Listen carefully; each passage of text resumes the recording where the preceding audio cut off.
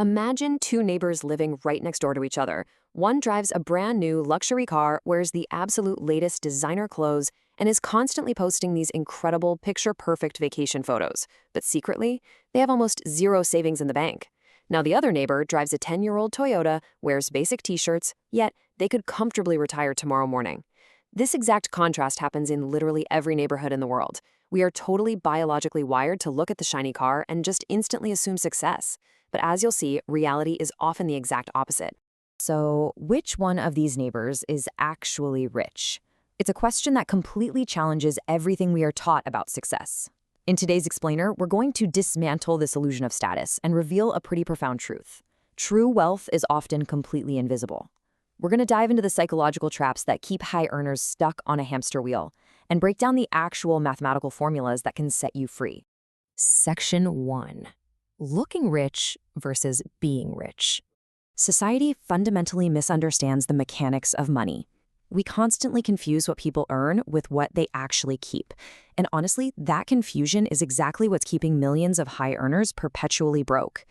On one side, you have visible income and spending, right? The nice house, the expensive vacations, the fancy dinners. That just proves you have cash flowing in and out. It is purely a measure of consumption. But on the flip side, we have invisible net worth. That is genuine financial freedom, and you can't see it because it is, by definition, the money that hasn't been spent. It's the investments, quietly compounding in a portfolio, the paid-off mortgage, that bulletproof emergency fund. Section 2. The psychology of hidden wealth. To really understand this, we need to look at the work of financial journalist Morgan Housel.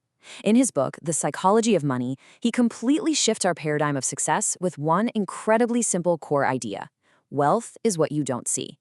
He explains that these highly visible, crazy expensive lifestyles often just mask immense financial stress. Think about it. When you see someone driving a $100,000 car, literally the only data point you actually know about their wealth is that they have $100,000 less than they did before they bought it. Or worse, they're $100,000 in debt. The quiet, unseen savings, that's what actually creates freedom. Section 3. Galloway's Algebra of Wealth. Okay, so let's transition from the psychology of money to the actual hard mathematical realities of building it. We're going to use a framework from NYU professor Scott Galloway. In his work, The Algebra of Wealth, he proposes a very specific equation for financial security. Wealth equals focus plus stoicism multiplied by time multiplied by diversification. Look, this isn't about making a quick million on a super lucky stock pick or some wild speculative bet.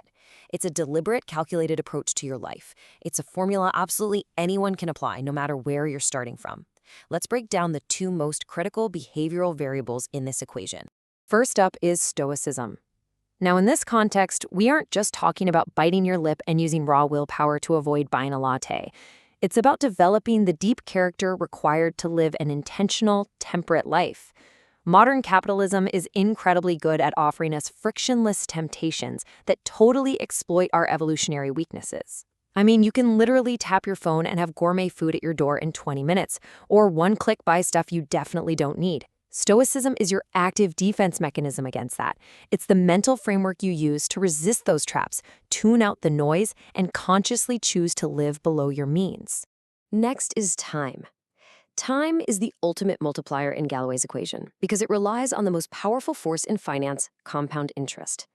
Time is the real currency here, guys.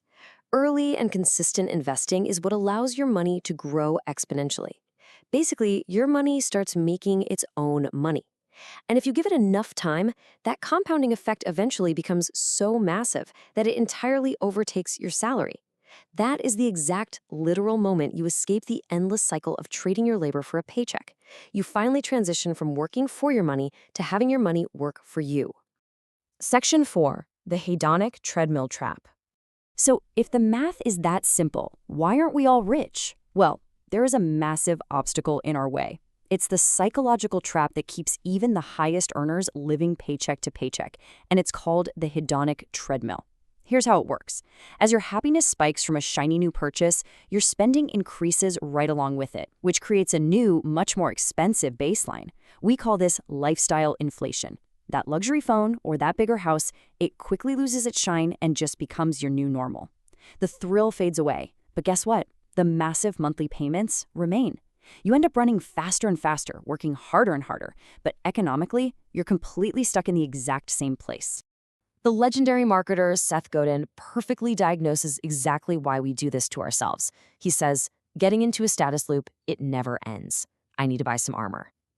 We buy things out of deep insecurity. We'll drop $400 on a pair of sneakers or lease cars we absolutely cannot afford just to buy a fleeting moment of temporary validation.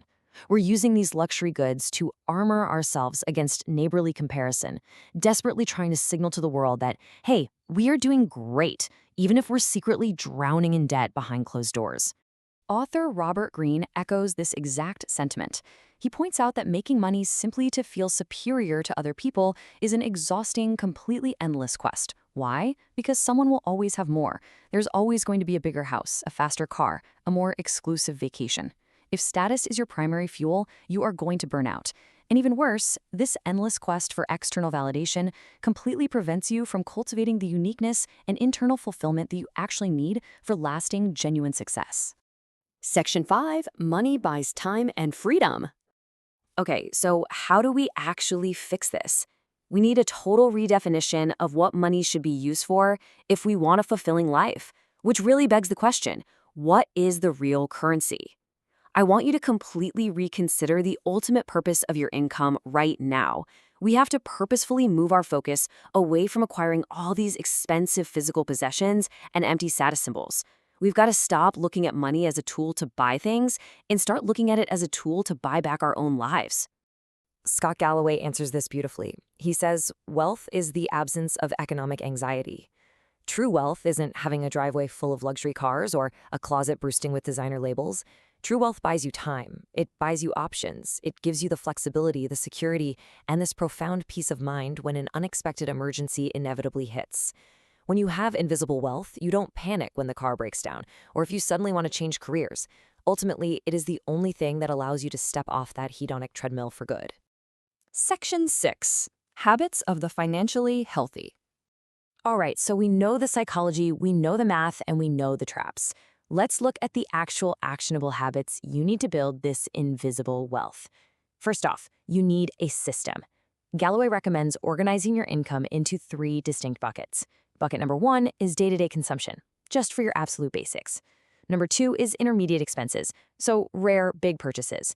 But bucket number 3 is by far the most critical, your long-term savings. You have to heavily, aggressively fund this third bucket. This isn't just saving, this is the money you are paying directly to your future self to guarantee your long-term freedom.